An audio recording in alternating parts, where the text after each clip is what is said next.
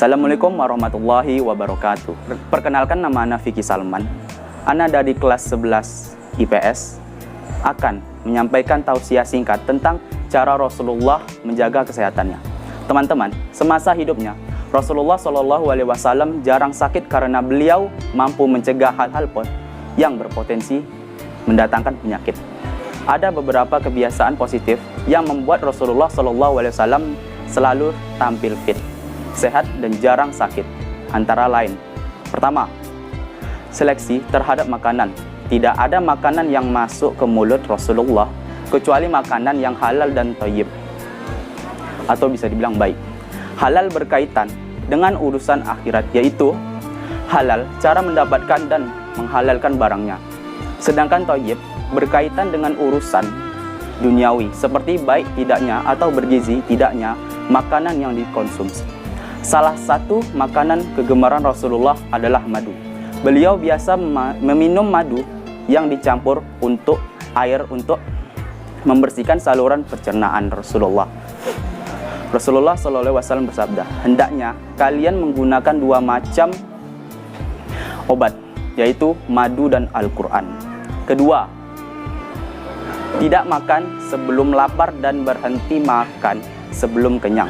Aturannya, kapasitas perut dibagi ke dalam 3 bagian, yaitu sepertiga untuk makanan zat padat, sepertiga untuk minuman zat cair, dan sepertiga lagi untuk udara gas.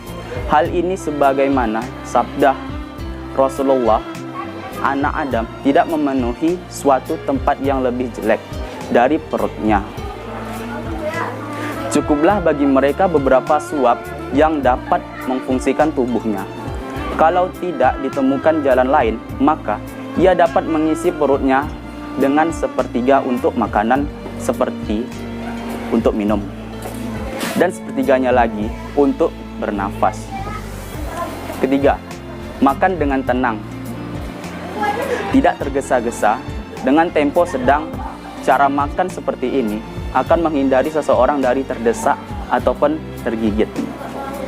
Makan bisa dikunyah dengan lebih baik sehingga kerja organ pencernaan lebih ringan. Dari segi medis, makanan yang tidak dikunyah dengan baik akan sulit dicerna dalam jangka waktu lama, bisa menimbulkan kanker di usus besar.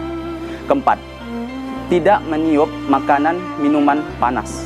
Dalam hadis, Ibnu Abbas meriwayatkan bahwasannya Rasulullah SAW melarang bernafas pada bejana minuman atau meniupnya. Secara teori ilmiah, hadis Rasulullah tersebut dapat dijelaskan bahwa apabila kita menghembuskan nafas pada minum, kita dapat mengeluarkan karbon dioksida CO2 yang apabila dicampurkan dengan air H2O akan menjadi H2CO3, yaitu sama dengan cuka, sehingga menyebabkan minuman itu menjadi acidis, bersifat asam. Bila kebiasaan ini berlangsung dalam waktu lama, akan merusak kinerja ginjal serta dapat meningkatkan resiko serangan jantung.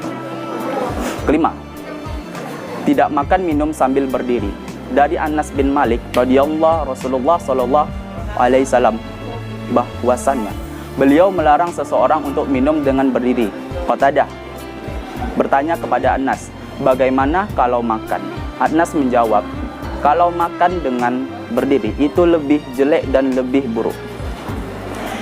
Jika kita minum sambil berdiri, air yang kita minum akan meluncur langsung menuju kandung kemih tanpa disaring terlebih dahulu oleh sistem dalam tubuh.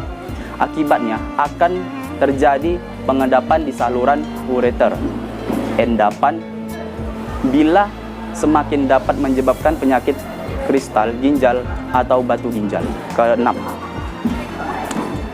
cepat tidur dan cepat bangun. Rasulullah biasa tidur dari awal malam dan bangun pada pertengahan malam. Kedua, kemudian beliau bersiwak, lalu berwuduk dan sholat sampai waktu yang diinginkan Allah. Beliau tidak pernah tidur melebihi kebutuhan namun tidak pula menahan diri untuk tidur sekadar yang dibutuhkan. Cara tidurnya pun penuh makna. Ibnu Qayyim al-Jauziyah dalam buku Metode Pengobatan Nabi mengungkapkan bahwa Rasulullah tidur dengan memiringkan tubuh ke arah kanan sambil berzikir kepada Allah hingga matanya terasa berat. Yang ketujuh, istiqomah melakukan puasa sunnah di luar puasa Ramadan. Ada beberapa puasa sunnah yang beliau anjurkan seperti Senin, Kamis, puasa Daud, puasa 6 hari di bulan Syawal. Puasa adalah berperisai terhadap berbagai macam penyakit jasmani maupun rohani. Sebenarnya masih banyak sekali pola hidup sehat Rasulullah yang layak kita teladani. Namun kesehatan terbatas. Hanya sedikit ini yang dapat saya sampaikan. Mohon maaf bila ada salah. Assalamualaikum warahmatullahi wabarakatuh.